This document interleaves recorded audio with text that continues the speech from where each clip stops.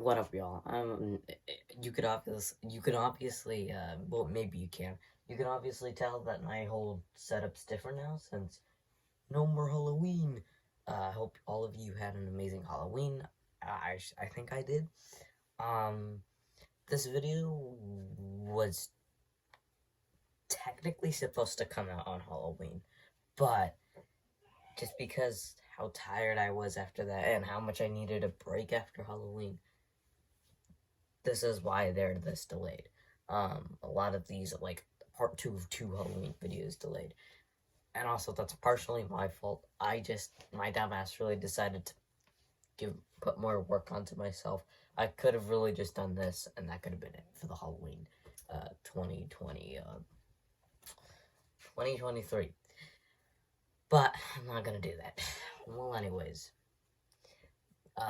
this is me tackling the last 3 films of the Halloween franchise currently, because I know damn well there's gonna be like another fucking Halloween film. So let's first begin with Halloween 2018. I think this was an amazing start of this trilogy. I think at some points, well, no, this movie is simple, but just like with the 1978 film, I think it works in its favor. I also really like Michael Myers in this film. Again, I don't really like how he basically has no goal in this film, which is something I love about Halloween Kills. I'll get into a second.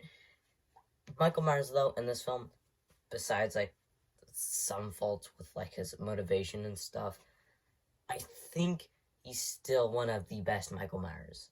Like James Jude Courtney, I think that's his name. I think he does incredibly well as Michael here.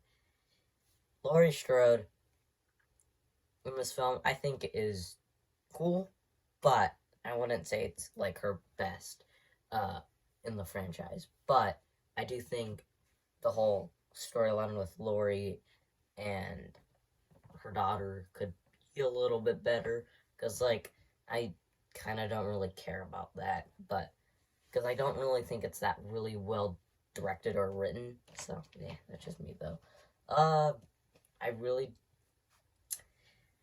I think the overall story of this film works for a Halloween film. Because I mean, Halloween has always had these types of stories where they weren't necessarily super complex. So it makes sense why the story for this is simple. But if I were to give what else do I have to? I think the kills in this film are pretty gnarly. Even the off-screen kills, pretty cool. I know there's more good parts of this film. I just think this film is great. I think it does well as a Halloween film. Even though like some of the storylines, the whole piece, I think it's mainly some of the storylines that are a little meh on. But like pretty much everything else with the film is pretty fun, pretty great. So out of 10, I'd probably give it like an 8. Maybe not an 8. I'll give it like a 9. Halloween Kills. Again, everything I said about Halloween 2018 kind of applies here. I think some of the storylines are a little messy in this film. But Michael Myers in this film is probably easily the best of the entire franchise. He is not only fucking brutal, but he sort of has a motivation. He just wants to get back home, which I think that motivation is fine.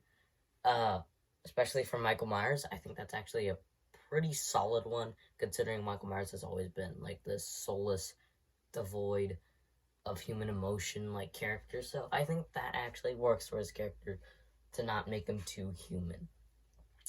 I think, again, I should have mentioned this more with 2018.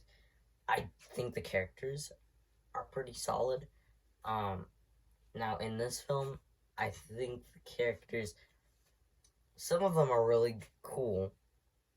They just make so many bad decisions.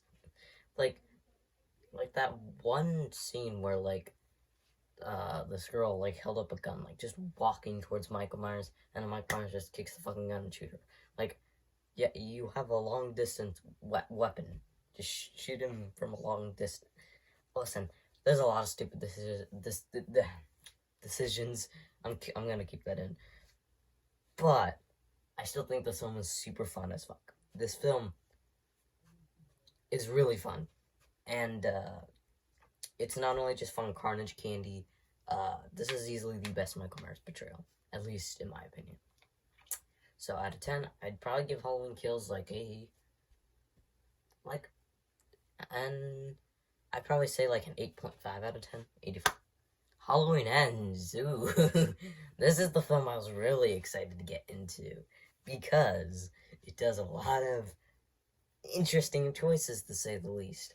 Those interesting choices on making Michael Myers a fucking grandpa, making him have back issues, arthritis, like shit like that. They made Michael Myers basically have that. I might as well give some of my points on this film, since this is the one I'm probably gonna have the more complex thoughts on. Halloween 2018 and Halloween Kills, I have straightforward thoughts on it. I think Halloween 2018 is a great Halloween film. I think Halloween Kills is a fun Halloween film. This, I'm very mixed on.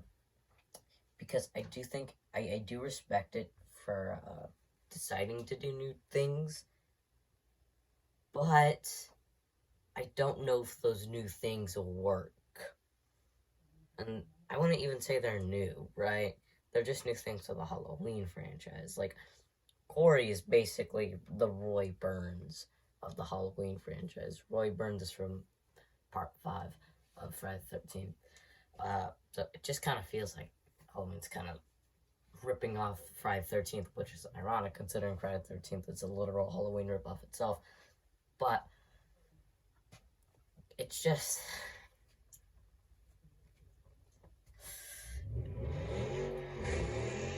I don't know what else to say about this film. Like, the whole decision with Corey and his storyline, I think, could have paid off. Like, luring people to Michael Myers kills them, accidentally unleashes Michael Myers, and it slowly realizes his evil. Because the whole evil is infectious. Yeah, but you could also say, another thing could have been, like, evil can be overcome. Like, even though evil, like, can never die, it can be overcome. But they just went with evil is infectious, which I think it's a fine thing, but I don't think they explored it that well. Again, there's definitely a lot of deleted scenes in this film, or like scrapped concepts, because there's so many points in this film that just feel completely out of nowhere or missing. I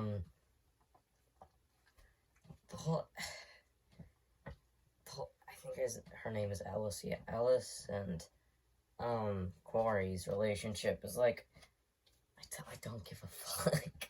I don't give a flying fuck about these two, man. I just want to see Laurie Strode and Michael, or at least, a more compelling story.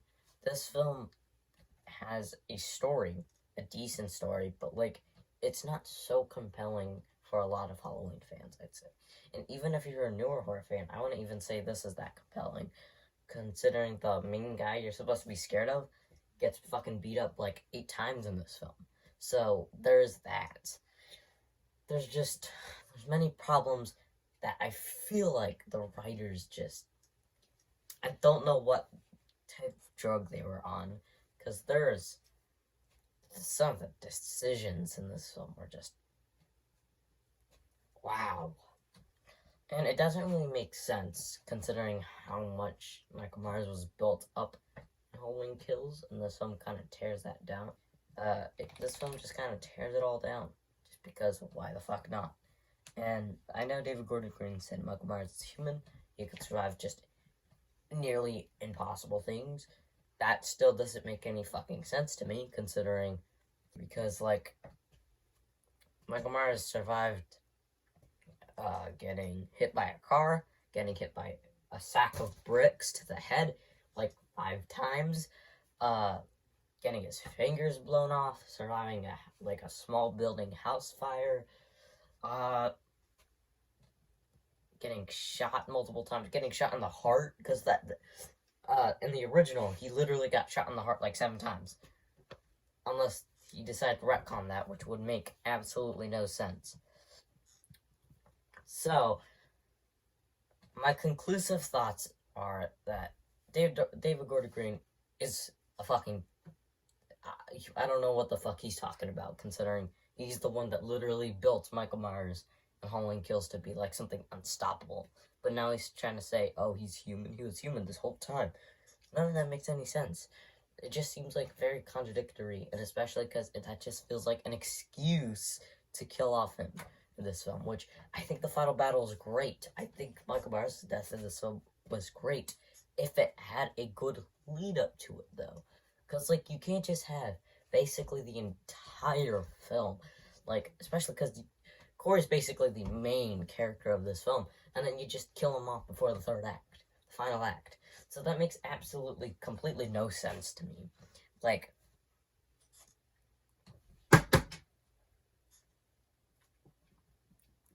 that makes absolutely no sense to me.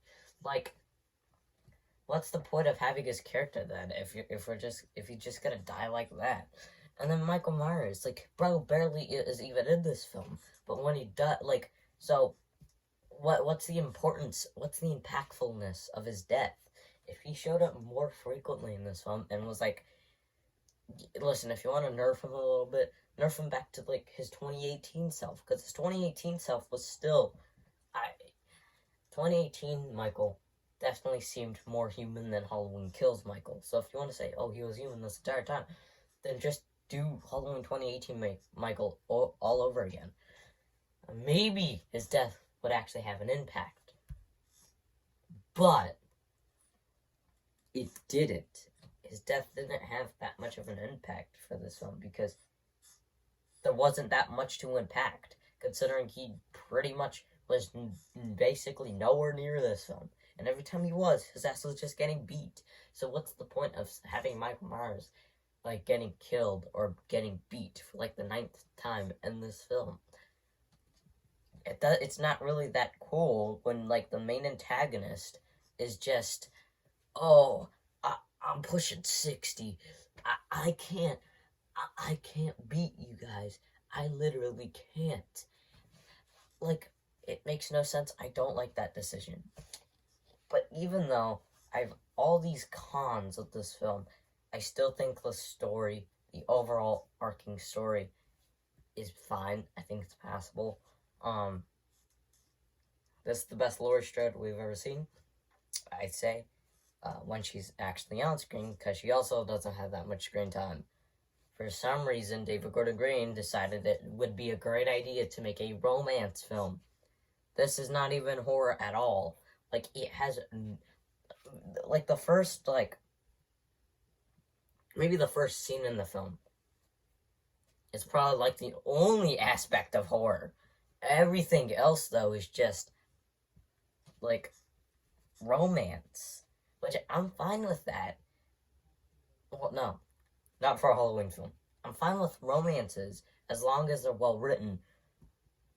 Corey and, like, Laurie's, like, granddaughter came out of fucking nowhere. It makes absolutely no sense. So the romance isn't even that well written. Not even that well directed either. So, like, the main aspect of your film is to be, like, a romance horror. But if the romance doesn't work, that's, like, huge majority of your fucking movie, then we're gonna have some problems.